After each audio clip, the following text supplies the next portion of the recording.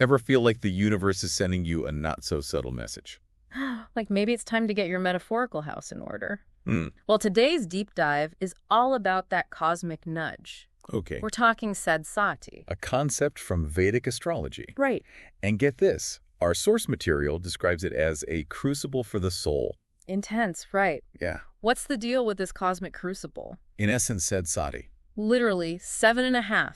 Okay. Refers to a period of about 7.5 years when Saturn takes center stage in your life. Astrologically speaking. It's all about Saturn's transit through certain houses in your birth chart, specifically those connected to your moon's position. Okay, so we're dealing with a specific astrological transit. A cosmic alignment that sticks around for a while. Well- 7.5 years is no small thing. And it all revolves around Saturn.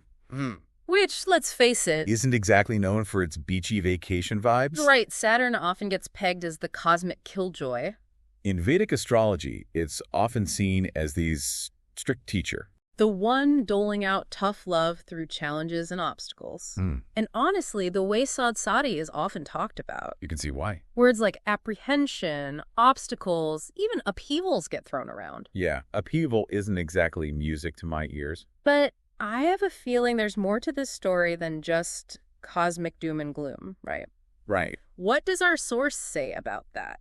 You're spot on. The source emphasizes that this isn't about some cosmic punishment.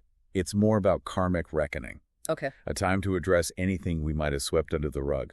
Past actions, unresolved issues, you name it. So, like a cosmic audit of sorts. Saturn's showing up in our metaphorical doorway, Clipboard in hand. ready to see if we've been balancing our karmic checkbook. Precisely. And because Sade Sati happens roughly every 30 years, It's like a major life review. Chance to hit the reset button and get back on track. sure, it can be intense. But it's ultimately about finding balance and encouraging growth. This is where it gets really interesting for me. For those who might be thinking, Wait, every 30 years? does that mean I've gone through this already? How would someone even know? That's where Vedic astrology gets really personal. Having a deeper understanding of your birth chart can provide valuable clues. It can reveal the specific areas of your life where Saturn's influence might be most strongly felt during your Sade Sati. Okay.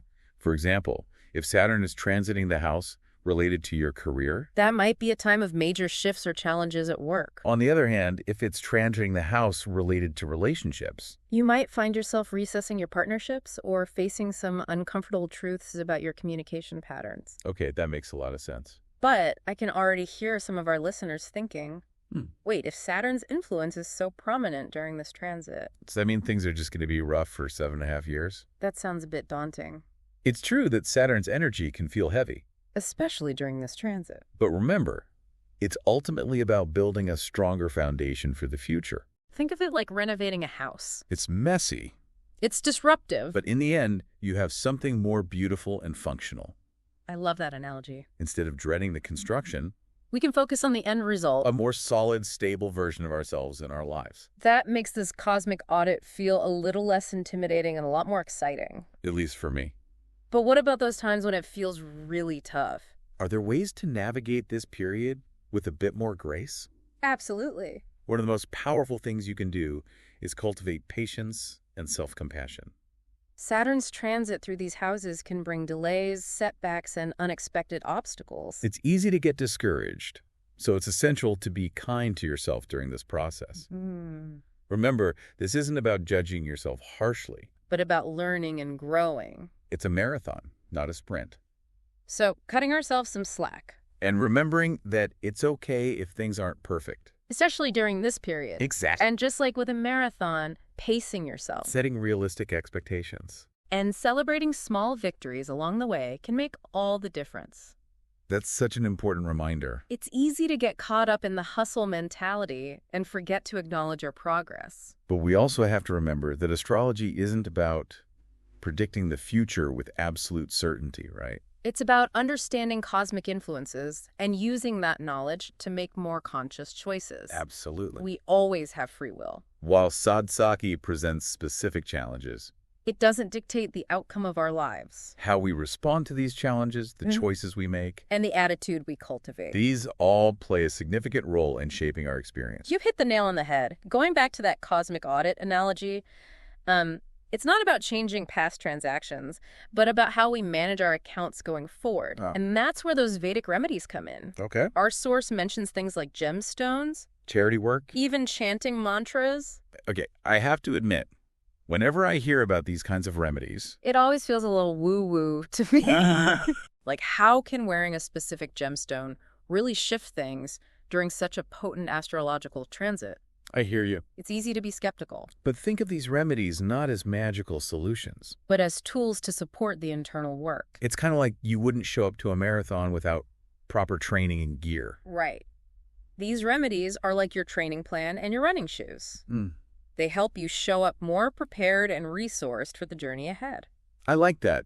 It makes those remedies feel much more approachable and practical. instead of just checking off a box. It's about integrating these practices into our lives to support our overall well-being. During a time that might require a little extra support. Exactly. It's all connected. And this is where understanding the different facets of Sade Sati can be so illuminating. Okay. Our source points out that there are actually 3 phases within this 7.5-year cycle. Each with its own unique flavor.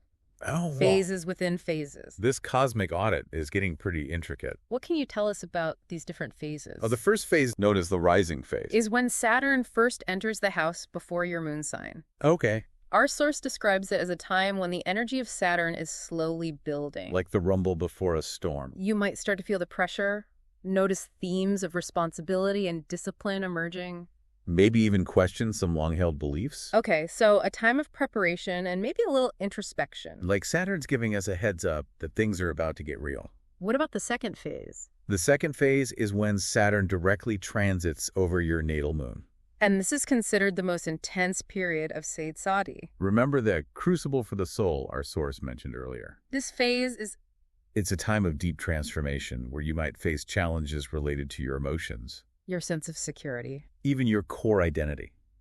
Wow, it sounds like this is when the real renovations begin, so to speak. No wonder people might approach Sade Sati with a mix of apprehension and curiosity. But you said there are 3 phases, right? What about the third? The third phase, the setting phase. Is when Saturn transits through the house after your moon sign. Okay. This is when the energy starts to lighten up a bit. You've gone through the fire, learned some tough lessons. And now you're integrating those experiences and building a new foundation. It's like the dust is settling after the renovation. And you can finally start to see the beauty of what you've created.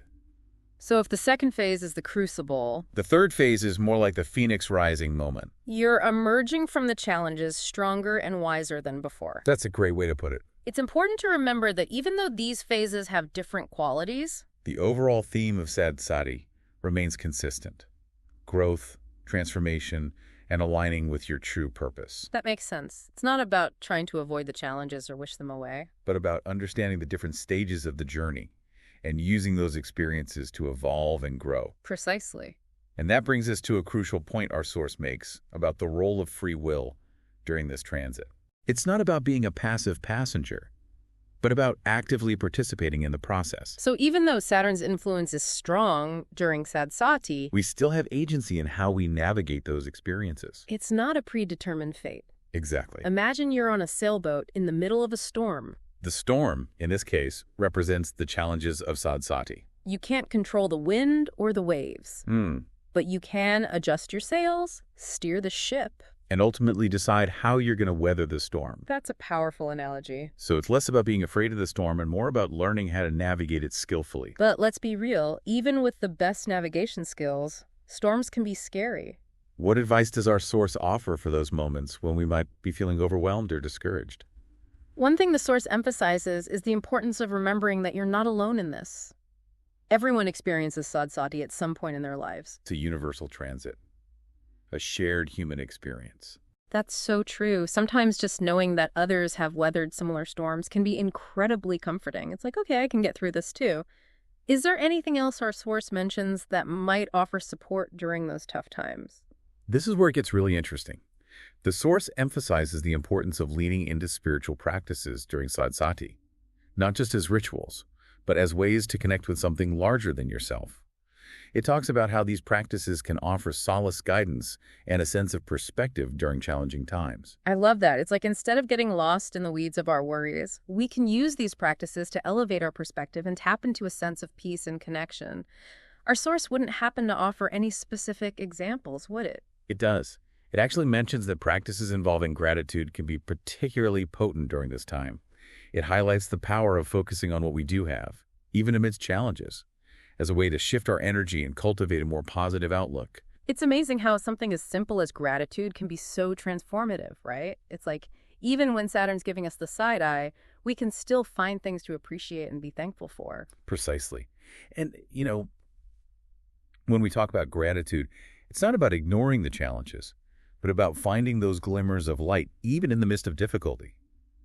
It's about recognizing that even Saturn's lessons, tough as they may be, are ultimately opportunities for growth. So this cosmic audit, with all its challenges and opportunities, is really just another chapter in our soul's journey, wouldn't you say? Beautifully put. And like any good story, it's not just about the challenges we face, but about how we rise to meet them.